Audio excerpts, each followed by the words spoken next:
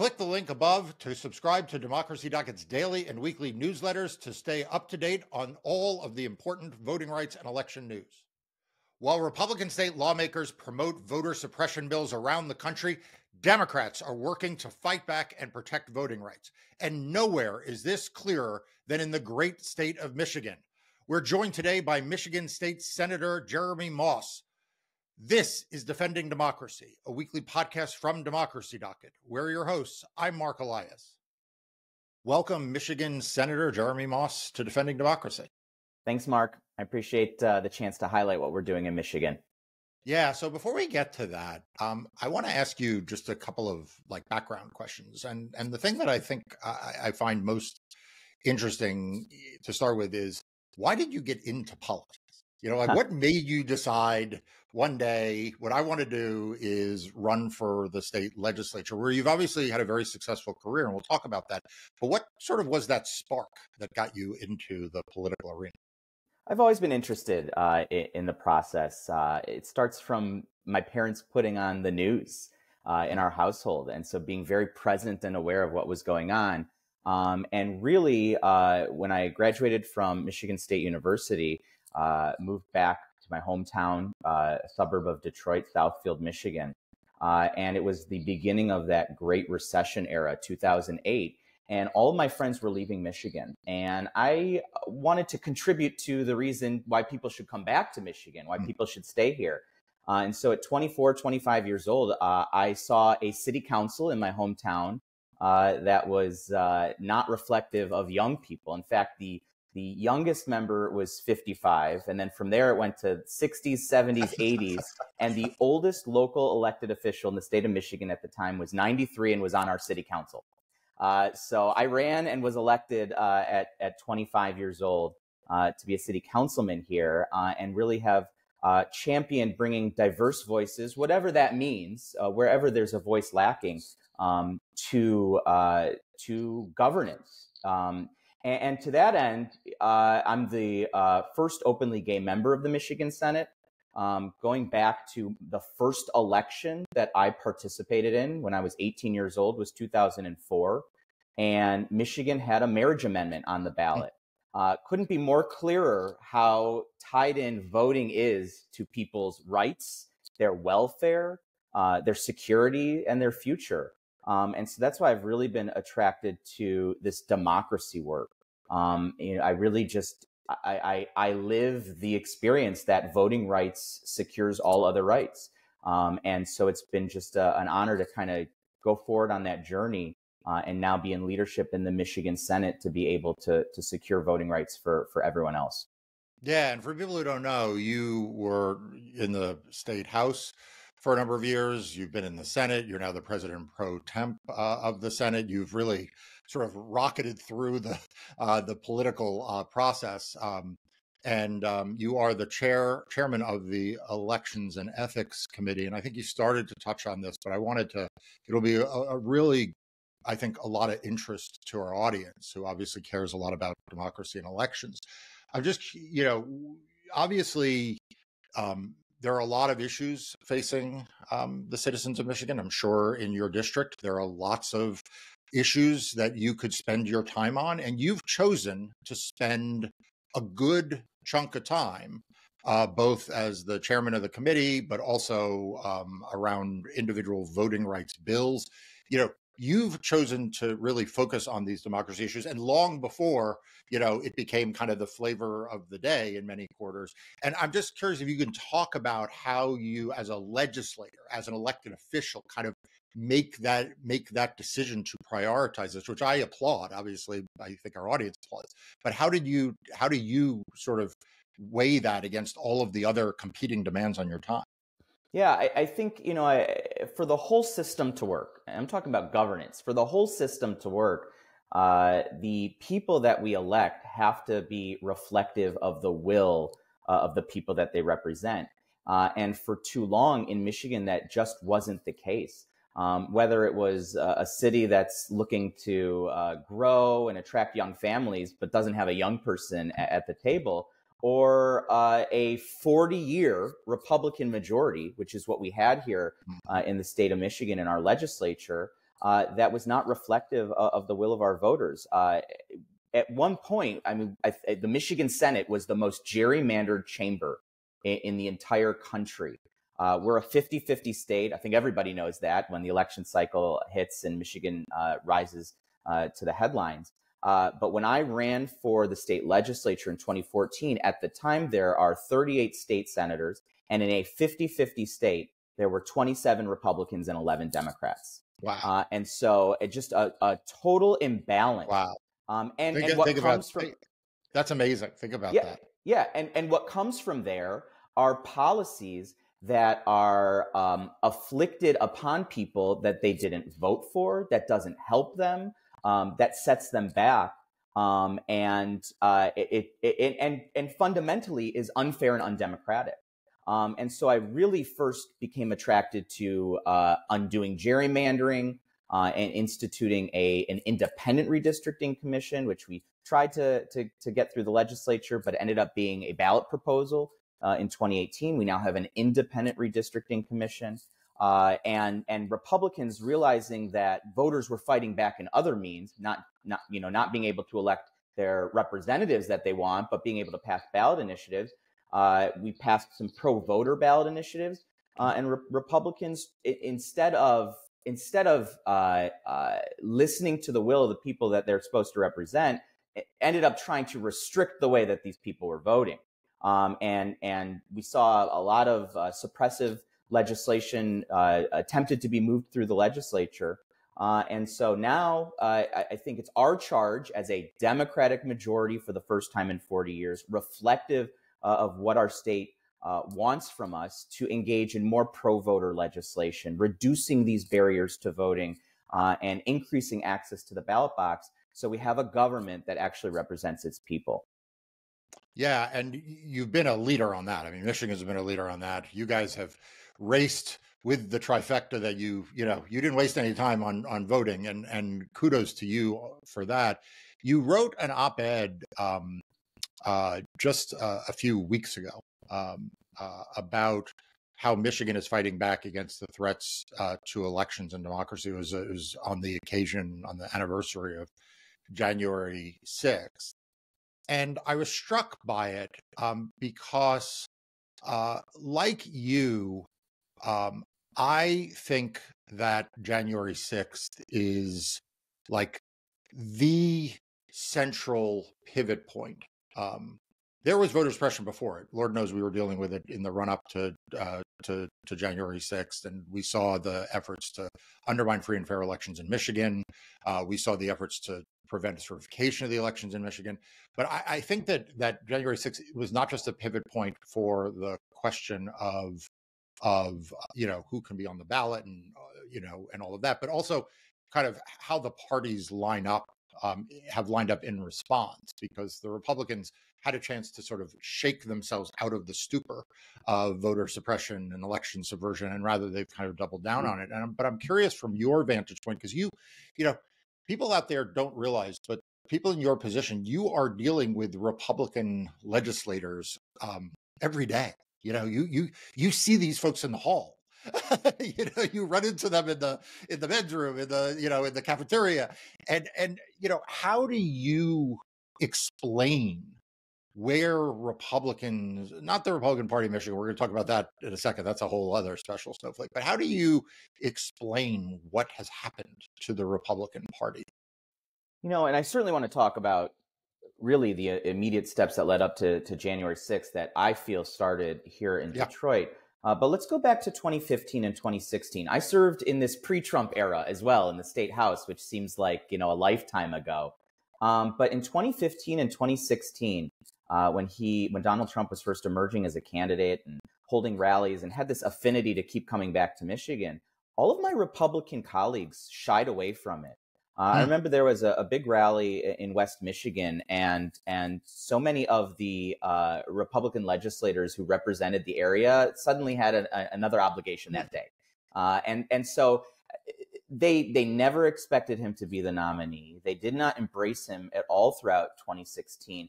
And I remember the day after the election, we were in session. the Wednesday after that November election in 2016. And a Republican colleague came up to me on the House floor and said, "What happened? You know, your candidate Hillary was supposed to win. How do we get into this mess?" And I looked at him and I said, "Well, who did you vote for?" And he said, "Well, Trump." And so, you know, they reviled him. They shied away from him. They felt like Hillary was going to win. They felt like Hillary ought to have won. But at the end of the day, this for them was not about the future of our country. It was just about winning elections. And so they were complicit. And then in the next successive 2 or 3 or 4 years, all I heard from these colleagues who were never embracing of Trump was about the Trump economy and the Trump border security and the Trump this and the Trump that. So they were all in. And then on January 6th, again, another removal. All of the Republicans came out and backed DeSantis this past year. And obviously we know what happened with that. They're going to be all in again for Trump in 2024. And so for them, it's not about putting country over party. It's about winning elections just to win elections and to maintain your grasp on power, regardless of the fact that the head of this power is one of the biggest threats to the survival of our democracy. And so that has been really challenging to grapple with. They know better. You know, I think there is an element of folks who don't know better, and that's kind of growing within the party. But the way we got here and what set the foundation for the Republican Party of 2024 was established by people who knew better. Right. And that is such an important point. It is not that they don't know what they're doing. It's actually worse. They do know what they're doing. Yeah. And the other thing in your op-ed, which you alluded to, which I wanted to get to, is about that period before January 6th. Because, you know, I focus on January 6th in part because it is the moment in which Republicans can't claim they didn't know better nationally. But Michigan Republicans in particular were involved in what was, in my view, the most disgraceful event before January 6th. And I say this as someone who litigated in Michigan and around the country, litigated more than 60 cases for President Biden in the post-election period. And what people don't often understand is that the closest that we came to a true constitutional crisis was in the state of Michigan around the really severe efforts to disrupt the count and then to tamper with the certification process. People don't realize elections don't certify themselves. Like, it's not like, you know, the ballots get counted at the local polling location, and then the next thing you know there's a winner. There's actually a cascading process of results, what I sometimes call the pageantry of democracy, where results get sort of counted at the local level, and then they kind of go to the town level and the city and the county and the state. And at each level, there is this what's supposed to be is a pro forma exercise of adding, you know, calligraphy and ribbons to certificates to kind of build momentum around everyone coming together around the results. And then obviously it leads to the Electoral College and the electors meeting, and that was compromised in Michigan by Republicans. And then ultimately the ceremony on January 6th, which is supposed to be, again, the ultimate culmination of this pageantry of democracy. But in Michigan, that pageantry was disrupted almost from the get-go. And there were some real danger points. And I think your op-ed does a really good job of talking about that as the predicate for both your legislative response, which we're going to talk about, but also, as you say, Republicans knowing better and still doing today what you think they're doing today. No question about it. And so if we kind of call back to 2020, the middle of the pandemic, we have this incredibly intense election cycle. And one of the pro-voter proposals that Michiganders voted for back in 2018 was no reason absentee voting. And who would have known and predicted that that would have been the lifesaver in 2020? That was the safest way to vote during a pandemic in 2020. But we also raised the flag in 2020 is that we need to be better able to handle the record amount of absentee ballots that were coming in. And we needed to give clerks the ability to process those ballots before Election Day Some 40 other states allow their election administration officials to process their absentee ballots before Election Day. But Michigan, you can only start the processing on the morning of election. And so when we wanted to predict when were we going to get results here in Michigan, it became a math equation.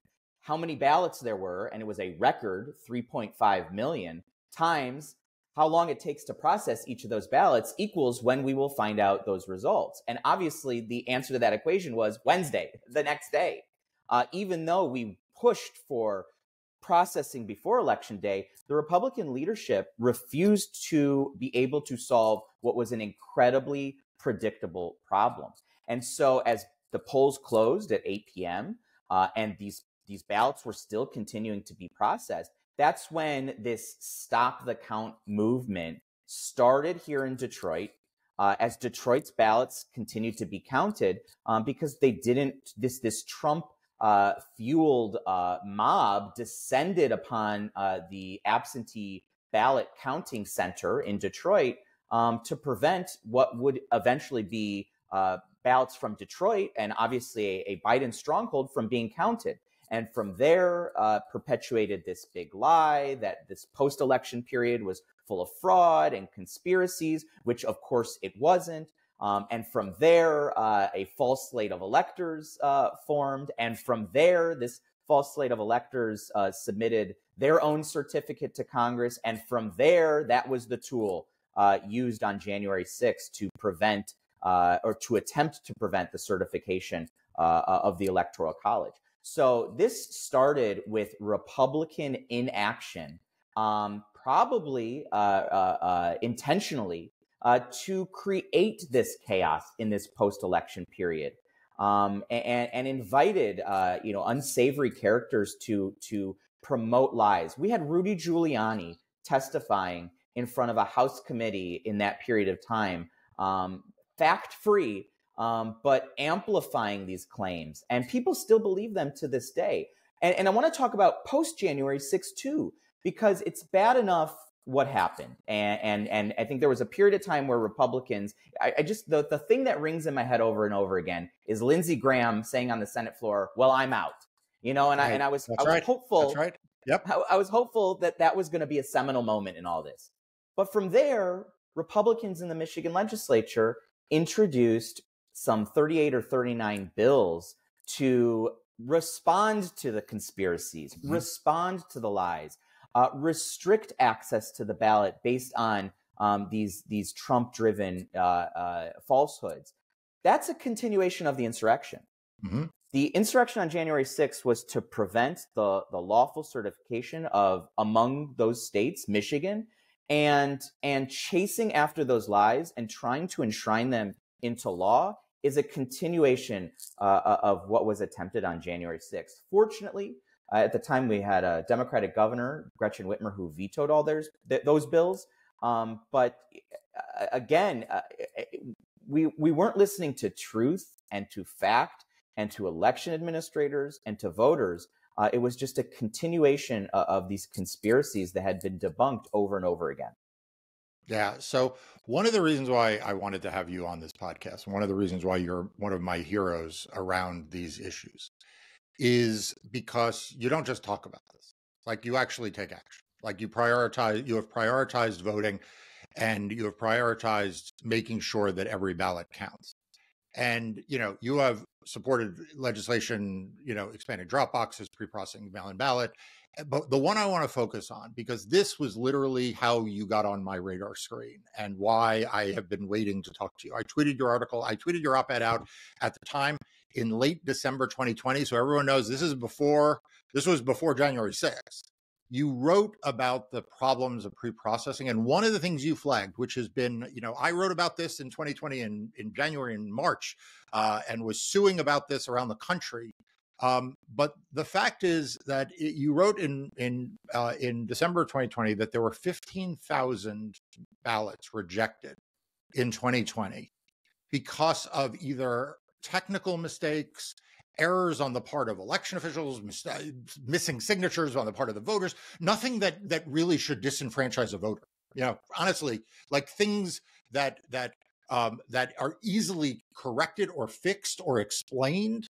And you talked about the importance of having ballot curing, providing a process for these voters. And I feel like this was such an important moment for you to do this, because honestly, the first instinct of most elected officials is to defend their system of voting. Like I always say, whoever I talk to, they've got the best system of voting in the country. And you were willing to look at this and say, look, yeah, President Biden won. Like, that's great. Like, Democrats did really well. That's great. But here is something that is unnecessarily disenfranchising voters, and we should do something about it. And you did. And that, in my book, makes you a hero. So I want you to talk about, kind of whether you got pushback on that, because obviously the Democratic elected officials were like, but we run great elections. And I think you did just like a really great service to voters in 2022, in 2024, in the future for taking this on. Yeah, this was another huge issue. And you're absolutely right. This is a form of disenfranchisement. These are ballot submission errors. These aren't errors on the ballot. These aren't people who wanted to change their vote or felt like they missed something on the ballot. These are some signature issues. These are date issues. These are issues that are clerical in nature, and there was no due process for somebody to correct those, and clerks couldn't do anything about it. And so heading into 2022, we had this very large ballot proposal, again, because the Republican majorities in the Michigan legislature not only refused to take these things up, in many cases, they wanted to head in the wrong direction on enfranchisement. But we had this long list in 2022 that was on the ballot to resolve some of the errors of Republican inaction. Prior to that, it was a proposal called Proposal 2, and it passed with 60% of the vote here in the state of Michigan. And in that ballot proposal was a line about due process to cure somebody's mistake. When we were drafting the implementation in Proposal 2, I wanted to make sure that what was due process? What did that look like? So now here in the state of Michigan, from election day until Friday after election day, if the clerk flags a ballot submission error, not for the contents inside the ballot, but for the way that it was submitted, that voter will be contacted by their clerk and will have the opportunity to correct that submission error, and it will ensure and instill the confidence that they did participate in that election. They did submit their vote by election day, but through perhaps no fault of their own, or perhaps just a clerical error that had nothing to do with the contents of that ballot. They are able to correct that, and they're able to have their vote fully counted in this process as well. Again, 15,000 voters experienced this. This is obviously an election administration issue that clerks wanted relief and ability to solve, and we listened to those election officials and were able to put that into our legislation. And that is something that voters are going to be able to utilize in this upcoming election. Yeah, the reason why I wanted to flag this in particular is Prop 2, you're right, big ballot initiative, improved legislation, implementing legislation. I want the audience to realize that, though, that you called this out before Prop 2. You called this out actually when Joe Biden had just won. And it is easy to complain about the voting laws disenfranchising people when you lose. It's easy to do it after the ballot propositions have been drafted. But you were a hero. You called it out because it was wrong for voters, and you did it. You did it in 2020, and I'm going to want to make sure people read that article at the time. I wound up suing Michigan over a provision that was kind of unique that banned free rides to the polls. Michigan was the only state in the country that Lyft and Uber could not provide free rides to the polls because there was a provision that banned allowing people other than the voter to pay for their ride to the polls. This prevented, for example, churches from renting vans and driving voters to the polls. It was a really archaic law, went back, to the 1800s. And you repealed that, and that's great. Thank you on behalf of the voters. Thank you on behalf of my plaintiffs. How do you have a process where you look at, you obviously found the 15,000 ballot that had been rejected and that needed to change the cure law. I hopefully gave you guys some inspiration on the transportation ban. But do you have a process? I mean, I know you don't have a huge staff. Do you have a process for how you go through the election code, which is very technical for people who don't realize it? It's not an easy thing to parse. How do you go through and make sure that you are not trapping voters through unnecessary prohibitions or hurdles? Yeah, the reality is that these examples and these issues have compiled over time, and we raised the flag when we were in the minority, and it was the Republican majority that refused to remedy any of these very obvious issues that should warrant bipartisan support. So, I served on the elections committee when I was in the state house. I now have the opportunity to chair it in the state senate. So we've just compiled a list of things that voters require that Republicans refuse to resolve, and that ban on rides to the polls is a perfect example of it. This was an 1895 law here in the state of Michigan, and I think looking at the time period, I think we can understand perhaps what was going on to put that forward. A lot of suppressive tactics to prevent some voters from accessing their ballot. But you're absolutely right. Playing that into 2023 and 2024, Uber and Lyft couldn't participate in Michigan because of an 1895 law. And so many of these things have built up over the course of not just the 9-10 years that I've served in the legislature, but a century of relief that voters have been asking for. And so I will tell you, I'm proud of a really strong working relationship with our Secretary of State, Jocelyn Benson. We talk about these things all the time.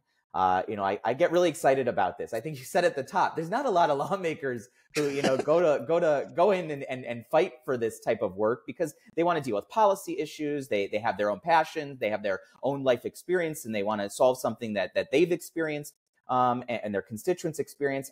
I'm thinking about big level democracy issues, and have found just a great partnership with Jocelyn Benson. And we have breakfast once a month, and where most people talk about exciting things that are going on in their lives, we talk about these things at the breakfast table when we're out and about. So I'm passionate about it, and these ideas accumulate, and the sad reality is that many of them could have been resolved over a period of time. So when we finally took over and had our Democratic majority and a pro-voter majority at that, we already had this list up and running, and we're ready to implement all of these things out the gate. And again, I want the audience to understand that there's another reason why elected officials don't take up these issues, including Democrats, that you're too polite to mention, which is that the elected officials got elected under the old rules. They got elected under the rules. And so anytime you change the rules and you expand the electorate, maybe it helps one party or the other, who knows, but from an incumbent perspective, you're thinking, well, I won under the old rules. And you are always pushing to expand the electorate because it's the right thing to do. So I can point to, and Jocelyn's great, because I can point to a lot of blue states that have trifecta governance, and have had trifecta governance for a long time, that have not done a fraction of what you and the governor and Jocelyn and other Democrats in the states have done. They sit on their trifectas and don't touch voting because, this is the system that got them where they are. So you deserve really a tremendous amount of credit about that. I need to ask you, though, what the hell is going on with the Republican Party of Michigan? The Republican Party of Michigan, for people who don't know, used to be, you may tell me this was a long time ago, but it used to be actually a pretty moderate party. It was very, I was a Democrat, I didn't agree with them, but it was very sort of like moderate, pro-business. And it is now dominating national news because it's insane. I don't know what other term to use. It has turned into a total basket case. What is happening with what happened and what is happening there? Yeah, it's wild. And you talk about where the Michigan Republican Party had been. These are iconic figures like Governor Milliken here in the 1970s, Governor Romney, Mitt Romney's father. Mm-hmm. That was the mold of Republican governance here in the state of Michigan. I represent Bloomfield. And Bloomfield was home a decade ago of the Mitt Romney Republican, because that was the home of the Romneys. And now, as I was campaigning for re-election through Bloomfield in 2022, I encountered voter after voter. In fact, one guy stands out to me, says, after January 6th, I'll never vote for a Republican again. Another woman in Bloomfield said, yes, put out your lawn sign on my lawn. This is the first year we're doing that and demonstrating how we're voting. So I don't know that these voters are ready to call themselves Democrats, but they walked away from what the Republican Party has become. So the Republican nominee for Secretary of State back in 2022 never conceded her election, even though it was the biggest gap between a losing candidate and a winning candidate in 2022. She runs for chair of the Michigan Republican Party against the guy who lost the Attorney General race and did concede. And she won that race from delegates partly because her brand was, I don't concede, elections, She lost by double digits, right? This was not a close race. So you had two losing statewide Republicans, and the person who running for Michigan Republican Party chair, and the person who won because she bragged about not having conceded the previous election. So she's tanked the party, and we could go. We wouldn't have time to go through all of the things that she's done this past year to just totally appeal only to an extreme fringe of conspiracy theorists and not build up what used to be George Romney's party here in the state of Michigan. So she gets ousted, and she won't concede that election. So it's kind of like, what is it? The leopard eating face party, right, and they're shocked. It's like, these people are now shocked. I didn't think that the election denier was gonna, take over my party, says the people who voted for the election denier. So she still claims ownership over one branch of the Michigan Republican Party. The other branch that ousted her has voted in a new chair. And all of this is a long way of saying there are not two functional parties here in the state of Michigan. There is one.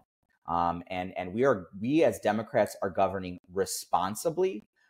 We are meticulous and thoughtful in the policies that we pass. And I think that's the narrative that we are going to tell and warrant re-election on the 2024 campaign cycle. There are very few sane alternatives to Democrats here in the state of Michigan these days. So I'm eager for this year ahead. Obviously, Michigan is going to continue to be in the crosshairs of a national election. But the more that we can move these non-Republicans to vote for Democrats, the better the health of our system will be maintained. Because this Republican Party, it's bananas. Yeah. And, you echo something that is really deeply problematic at a national level. Our system of government cannot survive if only one party can win. But yet that's where we are. I mean, like the Republican Party, in some ways, for the health of the country, we need a functioning Republican Party, but there isn't one. There isn't an alternative.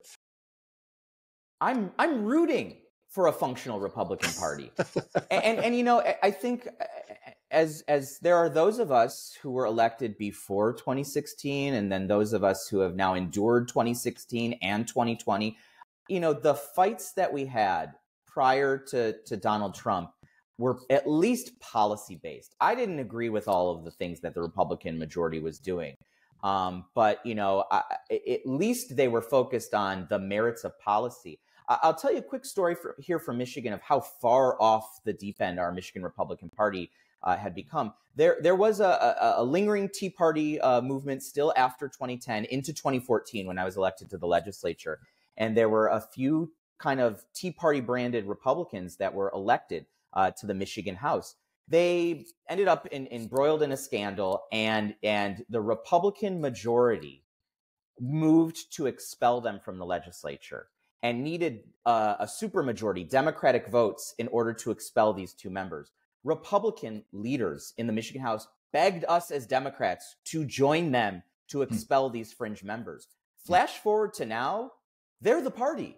You know, these two members, if they were elected not in 2014 but 2024, they would chair committees.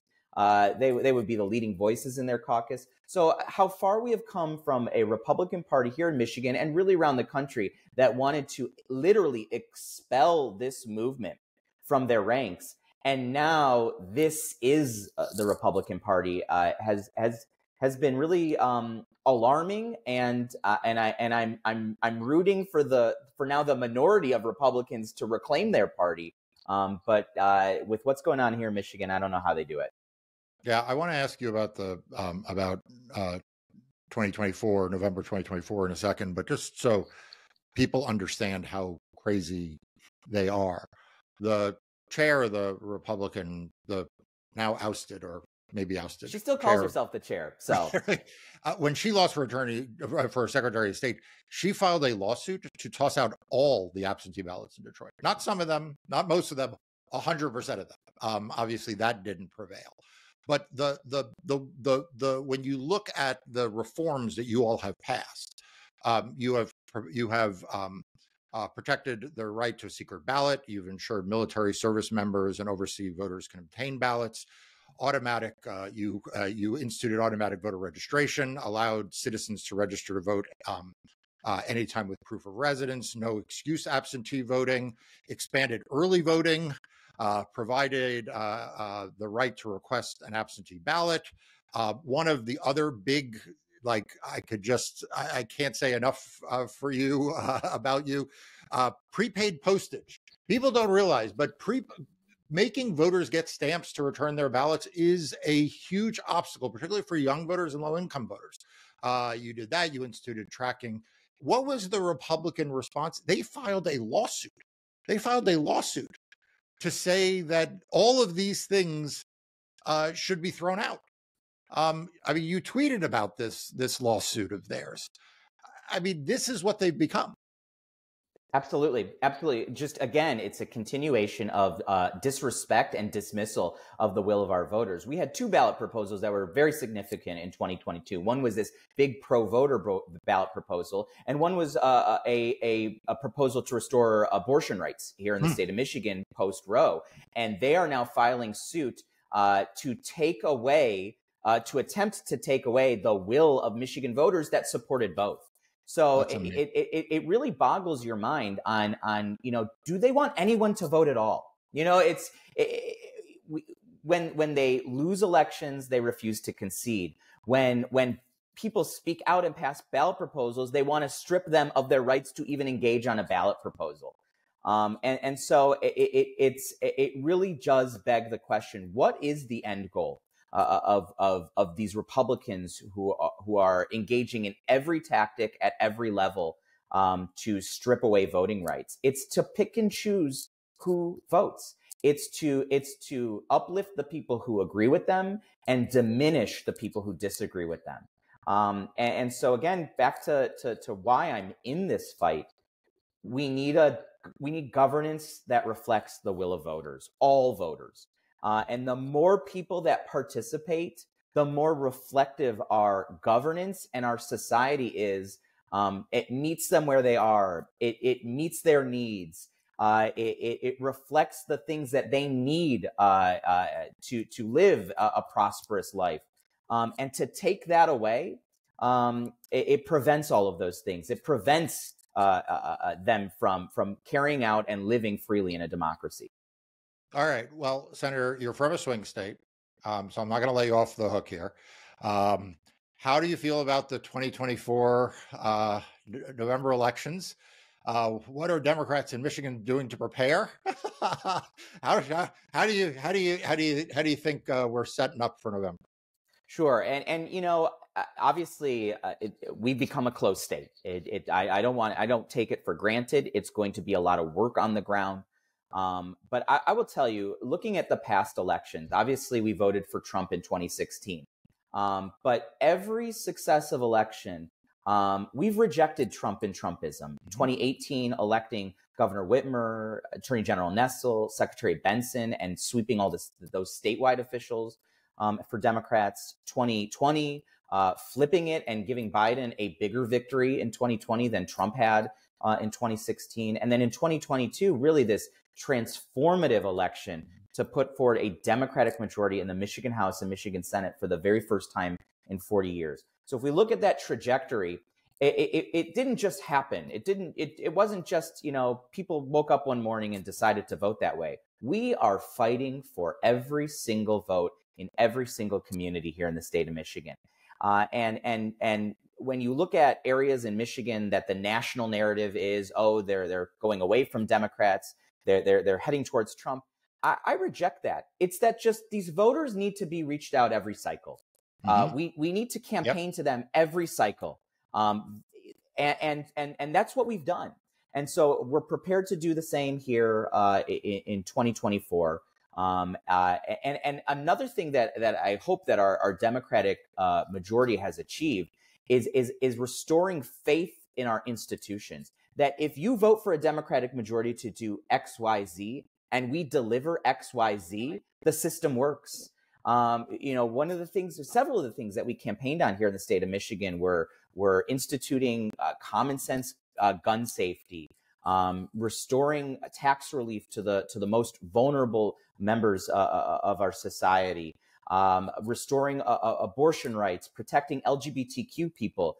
People voted for that in Michigan, and we didn't play around. We did it. We delivered it. And so, it sounds kind of cliche, but promises made, promises kept, I think is exactly how we're going to campaign here in Michigan. And it's now a binary choice. I think that's one of the phrases that we hear now over and over again after New Hampshire. And it's going to be Trump and it's going to be Biden. And if you want to go back to the chaos of Trump, you have your candidate. But if you want to propel forward and make progress and vote for people who will deliver the tangible things you're asking them to deliver, there's one candidate on the ballot here in Michigan, and it's Joe Biden. Yeah.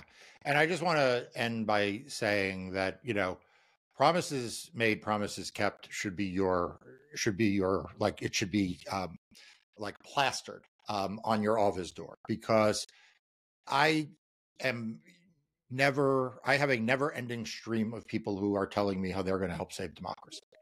How what they're going to do is going to make a difference if they get elected, if they get the majority, whatever. You did it. I mean, you did it. Like, there is no question. If people want to know who walked the walk after promising and talking, it was you, and it was the Democrats in Michigan. It was the governor, it was the Secretary of State. It was your colleagues. And Michigan transformed itself from one of the worst or not a great state for voting into not just one of the better states, not just one of the best states, but honestly, one of the most responsive. Every state can always do better. And the fact that you guys have been willing, as I said, to engage in self-criticism, to do iterative changes, to continue to always look to make it a better experience, it just speaks enormously to your character. You're not just like, okay, we checked that box for democracy and now we're moving on. You are committed to this, and I know it, and I am so proud to call you a friend and to have you on the podcast. I hope you come back and keep us updated. You are an inspiration to me and our audience. And so thank you, Michigan Senator Moss, for being here on Defending Democracy. I appreciate it. We've got a lot of work still ahead in Michigan. I'm in this fight. And you can count on me to come back and keep you updated as the year progresses. Good. Great. Thanks. Thank you. Thanks for listening to Defending Democracy. You can find all of the cases and articles we mentioned today linked in the description of this episode. If you enjoyed today's episode, please leave us a review. And to find out more and stay up to date on the latest voting rights and election news, visit democracydocket.com and subscribe to our daily and weekly newsletters. We'll see you next time. Today's episode was produced by Ali Rothenberg, Gabby Corporal, and Paige Moskowitz. It was edited by Paige Moskowitz. Defending Democracy is a production of Democracy Docket, LLC.